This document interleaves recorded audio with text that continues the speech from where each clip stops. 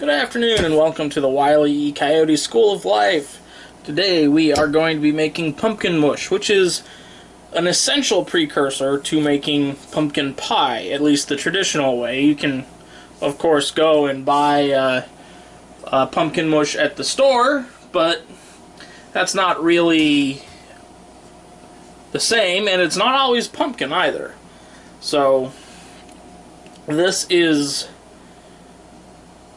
not a complicated task. You have to start off with a pumpkin. In this case, it's jack-o'-lantern pumpkin, and we'll be covering what you need to do in order to accommodate the fact that it is a jack-o'-lantern pumpkin when we actually get to the pie making, which will be a later video.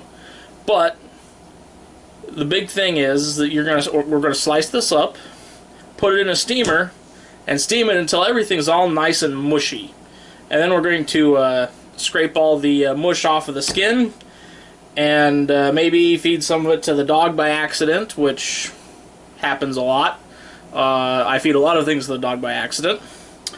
And then we're going to freeze it, because this is going to make a lot of mush. And we can't all eat it all at once. This is probably at least 4 or 5 pies worth of pumpkin right here. So again, this will make a lot of mush.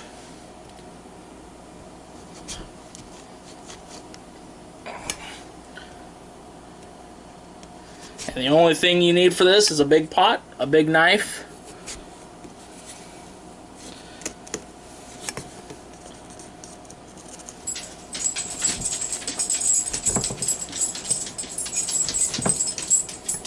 and a steamer. Note that you do definitely need a steamer. This won't work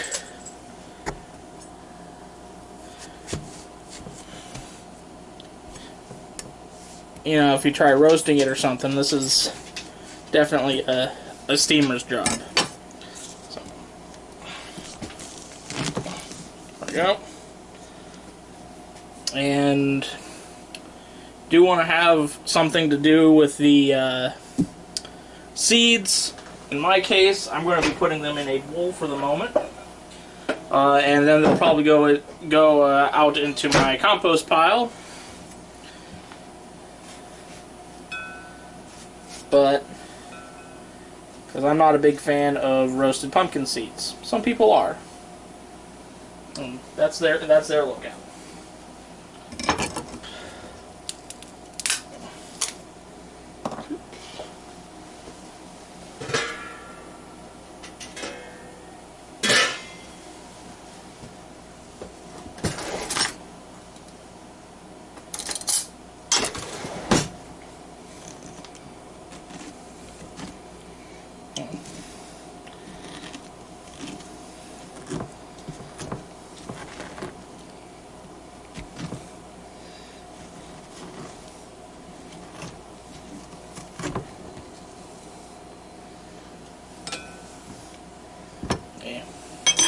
Easy to do this once you cut the pumpkin open anyway.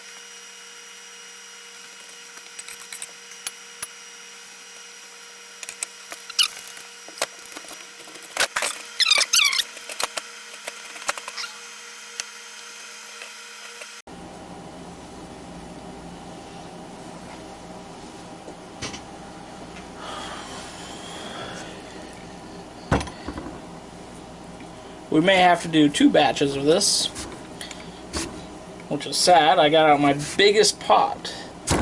Well, my biggest pot that's not a pressure cooker anyway. I do have a couple of bigger pots, but my steamer won't work in, but they're pressure cookers, and they're actually big enough that my steamer won't work right in them.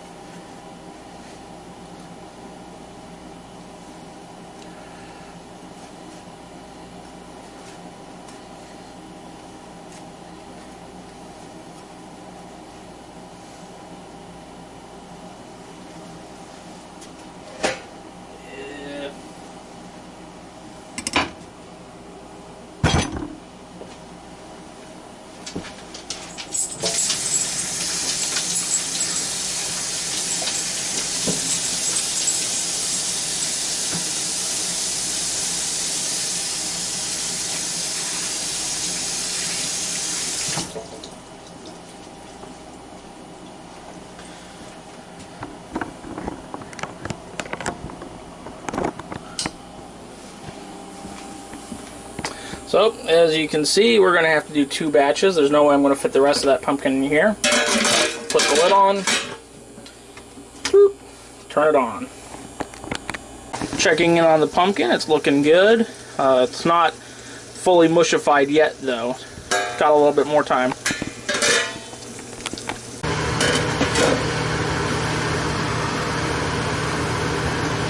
Yep. It's nice and ready. Well,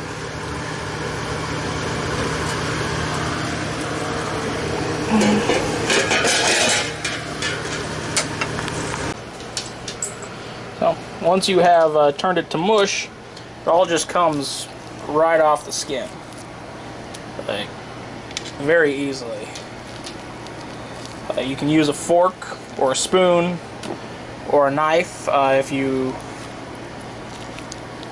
want to, and then you just take it and you put it in a plastic bag like what I got there, and it's all good.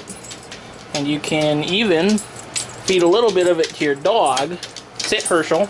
Can you lay down? Lay down. Good boy. Roll over. Roll. Roll. Good boy. Oops. And I'm going to need a new fork now. But that's the process. And eventually we'll get to making pumpkin pie with this. It's hard to do all this with one hand, and I had to move the tripod, so yeah. I'll finish this up off camera. Also, this is what the aftermath looks like. As you can see, it's a pretty messy process. I'll be cleaning up for a little bit. I still got, well, I'm not quite done processing. I've still got that second batch going, but I figured this is a good place to close it off. And you know, any scraps that are left over, your dog will, or at least my dog loves pumpkins. So it's you know, any scraps, you can go, like the skin can go on the compost heap, and any little pieces of actual pumpkin can go into your dog's belly. Well, have a nice day, everyone.